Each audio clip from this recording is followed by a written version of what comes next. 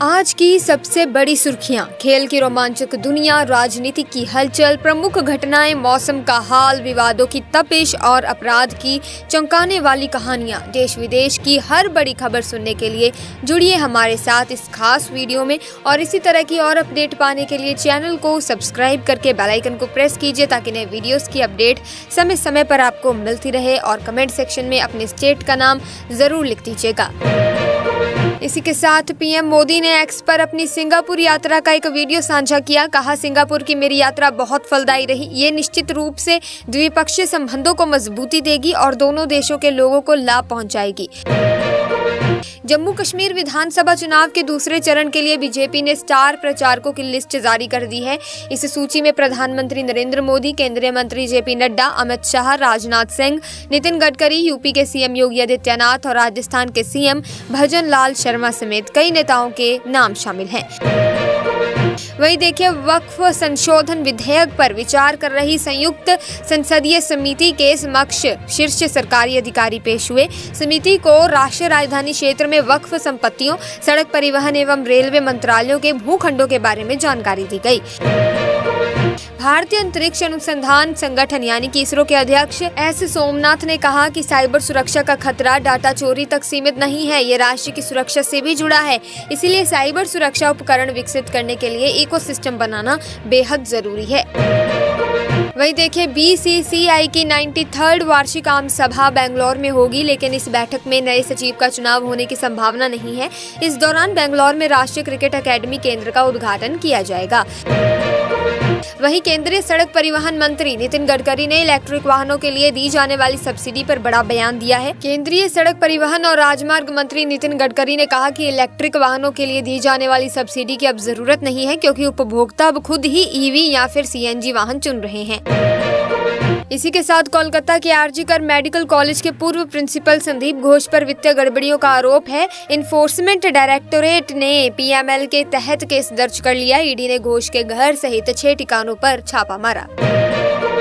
उत्तराखंड सरकार ने राज्य के कर्मचारियों के लिए एक बड़ा फैसला लिया है। सरकार के फैसले के मुताबिक राज्य सरकार के कर्मचारी राष्ट्रीय स्वयं सेवक संघ यानी कि आरएसएस सुबह और शाम की शाखा में शामिल हो सकते हैं।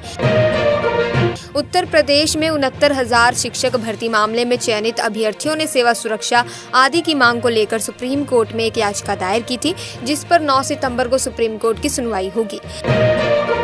ड्रग्स और मनी लॉन्ड्रिंग मामले में ईडी ने बड़ी कार्रवाई की है। ईडी ने चेन्नई स्थित डीएमके से निष्कासित नेता जाफर सादिक और उनके कुछ सहयोगियों के खिलाफ ड्रग्स मनी लॉन्ड्रिंग मामले में 55 करोड़ रुपए से अधिक की संपत्ति जब्त की। मुंबई के लोअर परेल पश्चिम में स्थित टाइम्स टावर बिल्डिंग में आग लग गई। मौके पर फायर ब्रिगेड की 9 गाड़ियां मौजूद हैं और आग पर काबू पाने की कोशिश कर रही हैं। अच्छी बात यह है कि आग में अभी तक किसी के घायल होने की खबर नहीं है। रूस यूक्रेन युद्ध के बीच यूक्रेन की सियासत में बड़ा बदलाव हुआ है दोस्तों। राष्ट्रपति जेलेंस्की की सरकार ने 2 नए डिप्टी पीएम और विदेश मंत्री की नियुक्ति की है। आपको बता दें कि यूक्रेन के विदेश मंत्री दिमित्रो कुलेबा ने अपने पद से इस्तीफा दे दिया था। उत्तर प्रदेश के बहराइच जिले में आदमखोर भेड़ियों का आतंक रुकने का नाम ही नहीं ले रहा। अब तक भेड़ियों के हमले में 10 लोग अपनी जान से हाथ धो बैठे हैं। वन विभाग और प्रशासन की टीमें लगातार आदमखोर भेड़ियों को पकड़ने का प्रयास कर रही हैं। कर्नाटक के सिद्धरमैया के नेतृत्व वाली कांग्रेस सरकार ने एक सरकारी कॉलेज के प्रिंसिपल को राज्य में सर्वश्रेष्ठ अध्यापक का दिया जाने वाला अवार्ड ऐन मौके पर रोक दिया है। 2 साल पहले राज्य में जब हिजाब विरोधी मुहिम अपने चरम पर थी, तब इन प्रिंसिपल ने हिजाब के खिलाफ कड़ा रुख अपनाया था। इसी बीच देखिए दोस्तों, देश के कई राज्यों में मौसम की मार देखने को मिल रही है। मौसम विभाग के अनुमान के मुताबिक आज 8 राज्यों के कई हिस्सों में बेहद भारी बारिश के आसार हैं। बाढ़ के कारण आंध्र प्रदेश में 6 लाख से अधिक लोग विस्थापित हुए। मंदी की आशंका के बीच नौकरियों पर फिर संकट मंडराने लगा है। लागत घटाने के लिए दुनिया भर की 422 आईटी कंपनियों ने इस साल अब तक 1.36 लाख लोगों को नौकरी से निकाला है। 40 आईटी कंपनियों ने 27,000 से ज्यादा लोगों की छंटनी की है। असाधारण रूप से प्रतिभाशाली विद्यार्थियों को प्रोत्साहित करने के उद्देश्य से आयोजित दिशा छात्रवृत्ति परीक्षा के पहले चरण के विजेताओं को पुरस्कृत किया गया। परीक्षा के आयोजन में सहयोग करने वाले शिक्षण संस्थानों के प्रतिनिधि भी सम्मानित हुए।